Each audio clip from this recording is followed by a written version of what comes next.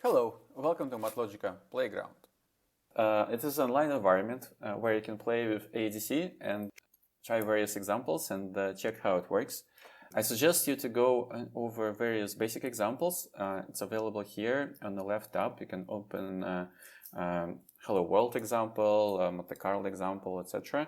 You can easily start it, play it, and get to know the basics. I think it's very important to proceed. You can also read through manual. It's available here.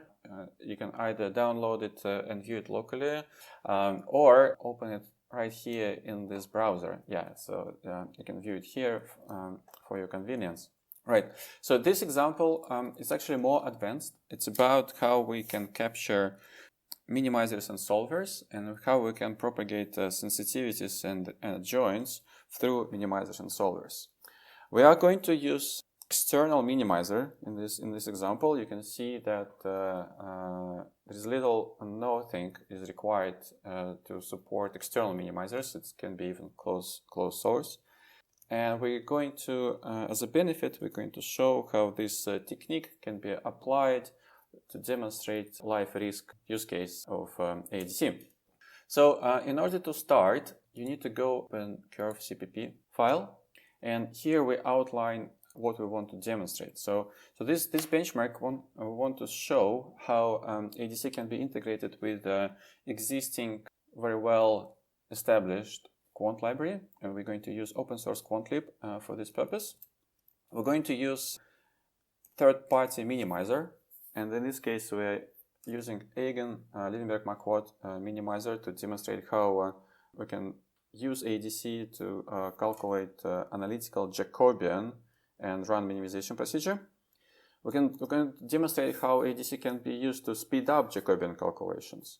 So this will include on multiple levels. So one is using analytical differentiation, automatic analytical differentiation. And secondly, we are going to show how SIMD vectorization can be used to speed up Jacobian calculations.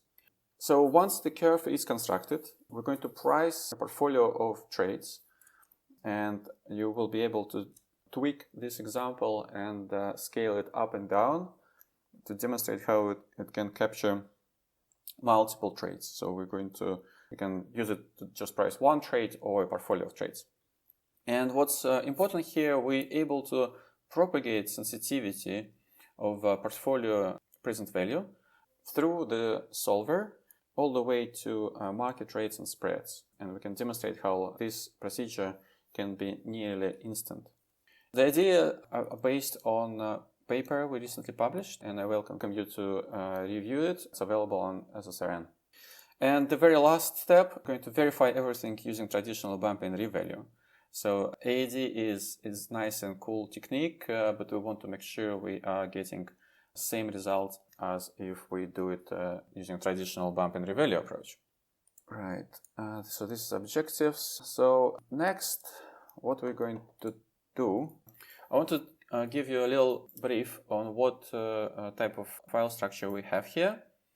You can head to market.h, and the market.h file simply holds market objects representing market you will need to deal with. It contains a list of quotes.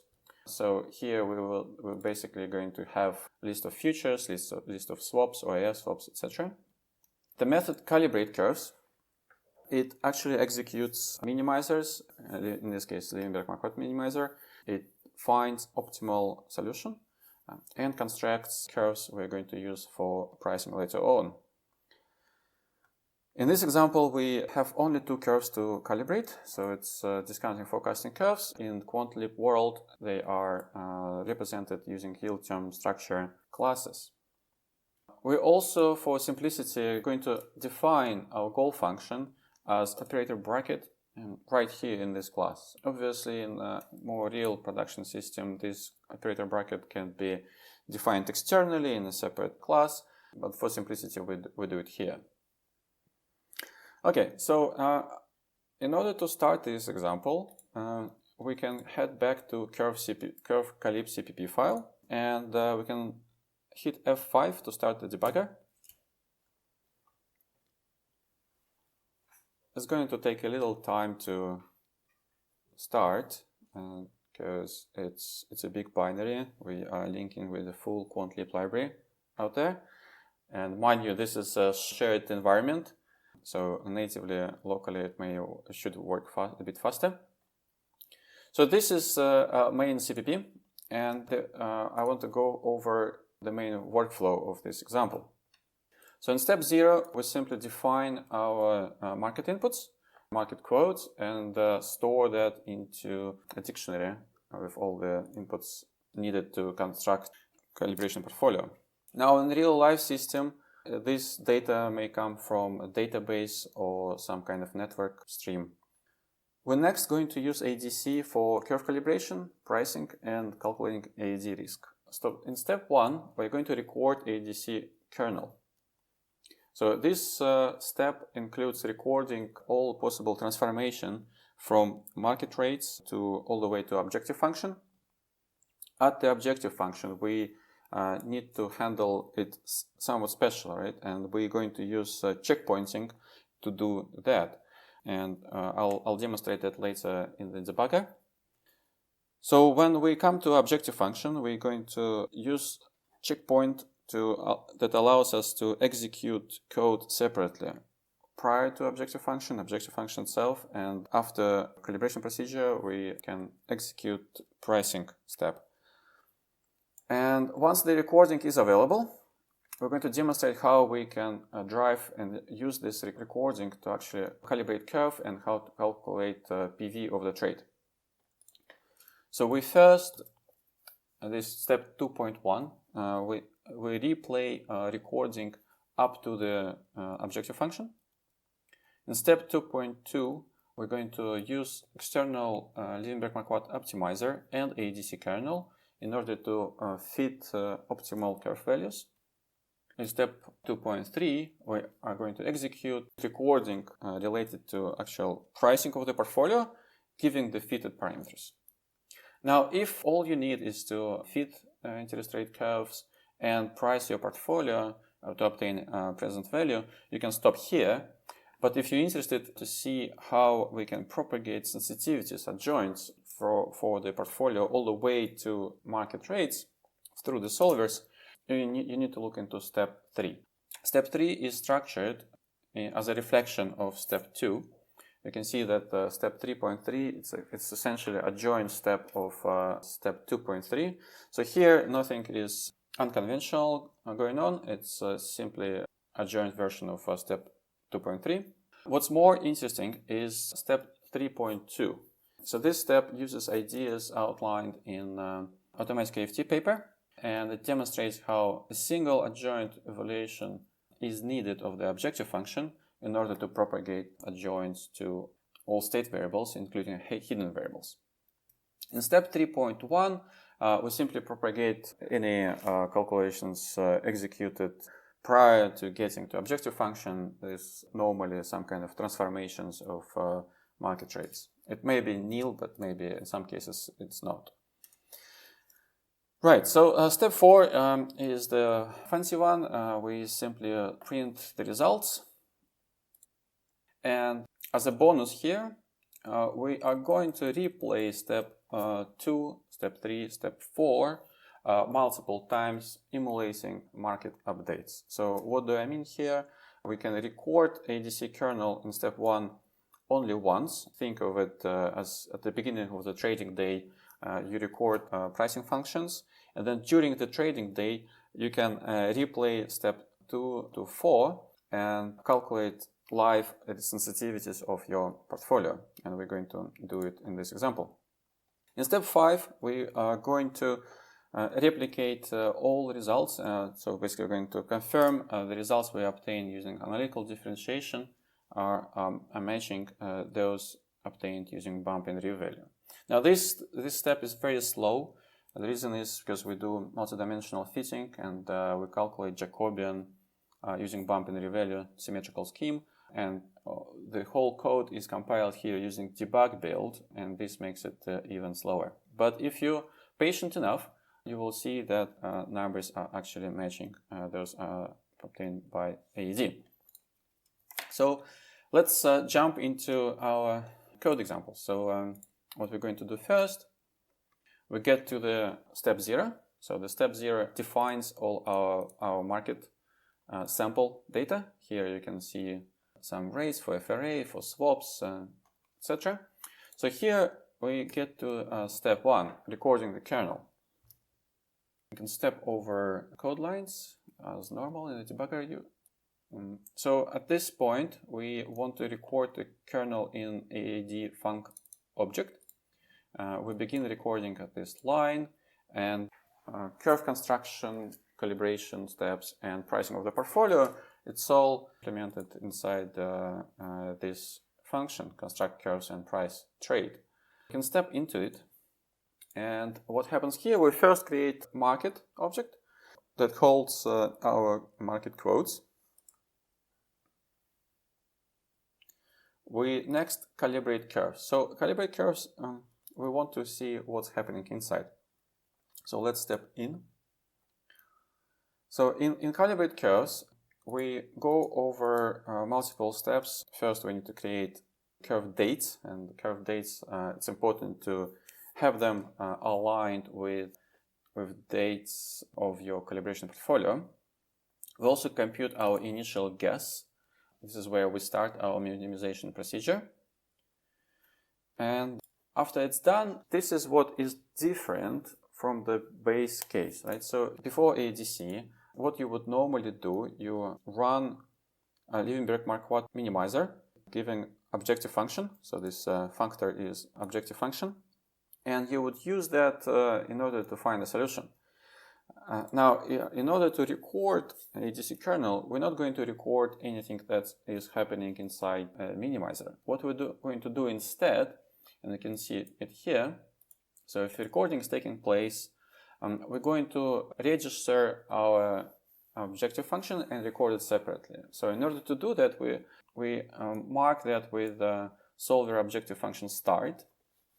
So this function, it takes two vectors. One vector is initial guess, and the second vector is vector where we want to find fitted parameters. Internally, you can step in and see what it does. It basically marks the recording and makes a checkpoint. So the checkpoint allows us to drive execution separately. So we can replay objective function separately from the main recording. And now we just need to record objective function. It takes a little bit of time because we create all QuantLib objects internally and reprice all instruments.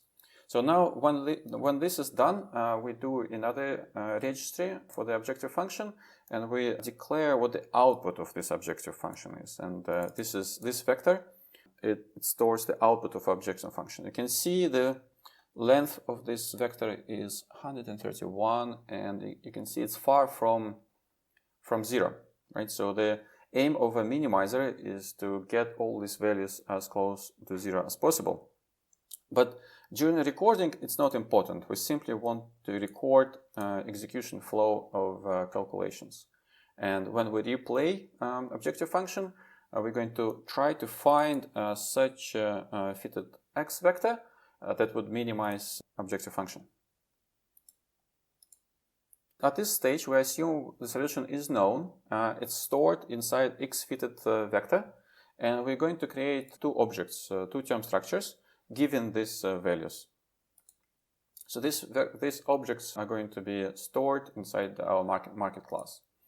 Right. So this is done, and we can now call pricers for our portfolio, and we're going to step in and show how it's done.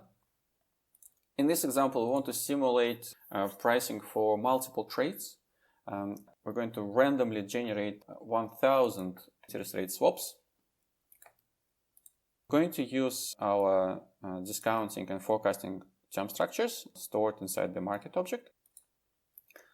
And we are going to randomize properties of this swap. Namely, we're going to randomly create a notional for the trade. And also what's important is we randomize starting of the swap.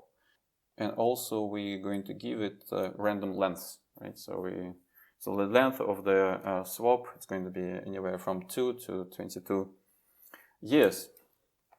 Right, so once this swap is created, we compute NPV as normal, and we accumulate total NPV in the variable for this portfolio. So we're going to let it run. So what's happening here, we are pricing all these swap trades and recording them into AADC kernel. Okay, so now you can see how trades are recorded and how market and minimizer is taken care of. We finished with our recording. This statement, print passive extract locations, what's happening here, we want to verify that the recording captured all possible branching. And this statement returns you 0 if everything is captured correctly. If not, you need to see where you need to make changes in your code to make sure all conditional branches are taken care of. I recommend to check documentation on how to do that and why it is important. Right, so now we have a recording and we are coming to our step 2. In order to execute our kernels, we need workspace. The workspace or the memory required to replay on our calculations. And I mentioned we want to demonstrate how the recording can be reused for market updates. And what we're going to actually do here, we're going to replay our kernels for 100 market updates. So we're going to randomly simulate market updates and recalibrate all our curves, reprice our portfolio, and AAD risk for these market updates, market state. So how this is done, we are going to apply parallel shock to our market rates. So this is the parallel shock we just generated here. We go over all quotes and add this parallel shock. And here we are pushing all market quotes into the workspace. And here we provided all the inputs for the current market. And we're going to replay our kernels up to the objective function. So when you call forward method, you can supply IDs, like index of section of the recording you want to replay. And in this example, the very first section, it's anything that happened, all the calculation happened before objective function. So this step, it corresponds to step 2.1. So in step 2.2, we're going to create AADC functor. So we're going to create a functor that uses AADC recording, and it implements same interface as our minimizer expects. Namely, we want to be able to compute objective function, and we want to be able to compute Jacobian. And it's implemented inside AADC functor LM class. You're welcome to go and see how it's implemented. It's fairly straightforward. So as I mentioned, it implements objective function, giving AADC recording, and it also implements Jacobian. And we are using SAMD to speed up our calculations. So once we have a functor, we can execute external Liebenberg-Marquardt minimizer, and the minimizer itself, it may not know anything about AAD, AADC. It can use standard double types, no need to use active types here. Right, so we now have it configured. We're now going to run the minimizer itself. And you can see here we print out objective function values. Well, sometimes it goes to infinity, but in the end, the minimizer managed to converge to machine accuracy, or close to it. And we can print out fitted values for 2 curves, and they are here. So these are discount factors. We're going to save them in AADC curve.txt file for you to review and compare with bump-and-revalue. Right, so once the curves are available, what we can do next is to execute the remaining of our recording. So we're going to first replay our objective function again, giving the solution we found. And we're going to replay what is recorded during yield curve construction and what is done during pricing of a portfolio. And here we can price a net present value of the portfolio. So now, as I mentioned before, if you're only interested in curve construction and pricing, you can stop here. But if you're interested to see the sensitivities of the portfolio with respect to regional market inputs, we need to execute step 3. So in step 3, we first execute a joint version of step 2.3.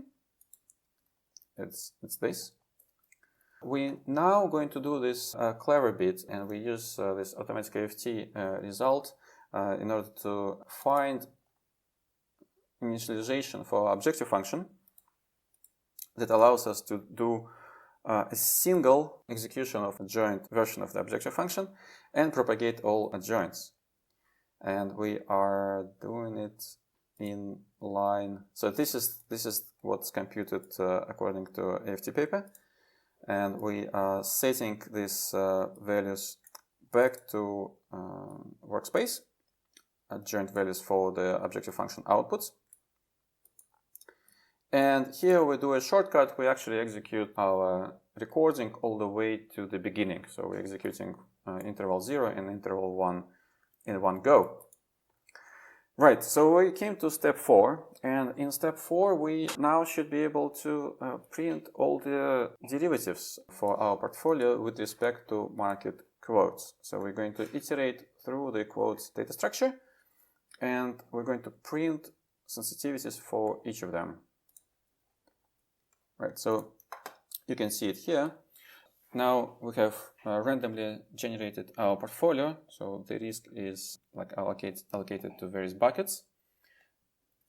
And in order to view it graphically, we're going to use GNU plot to make a nice plot out of it. Right, so you can actually go to Explorer and open AADC risk PNG. So this plot represents all sensitivities allocated to various market instruments. So I'm going to let it play. So as I mentioned, we want to demonstrate how we want to do that for various market updates. And we went through only one market update. And I'm going to put a breakpoint here, post the loop, and I will let it run, simulating various market updates, and hopefully you will be able to see, so you can see how market updates are coming in. We are recomputing portfolio values, and we're recomputing portfolio risk, generating new plot, and output here in Visual Studio Code.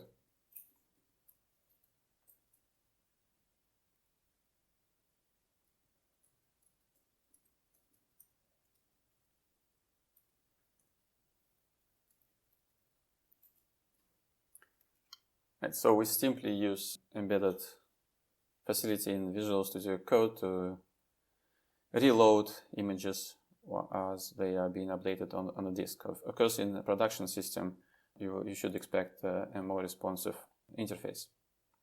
Okay, so we completed our risk calculations for a portfolio of 100 interest rate swaps, and we completed it for 100 market updates. And now we're going to use traditional bump-and-revalue methodology in order to verify our results. And it's going to run very slow, and we don't want to do it for everything. We're just going to do it for these 4 market quotes. Feel free to adjust that if you want to for others. And if we just make it run again. Okay, so what happens here, we are using numerical minimizer, so it takes long to just get pricing, and then we are going to use bump and revalue in order to calculate sensitivities. It's implemented here,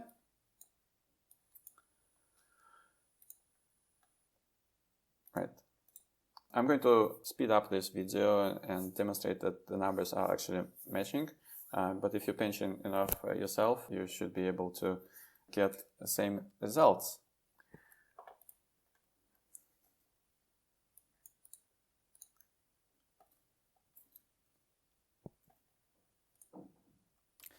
As you can see, the numbers are pretty much in line, and we are getting similar results from finite difference and AADC. So this is our example, and you're welcome to go and try it yourself. Thank you.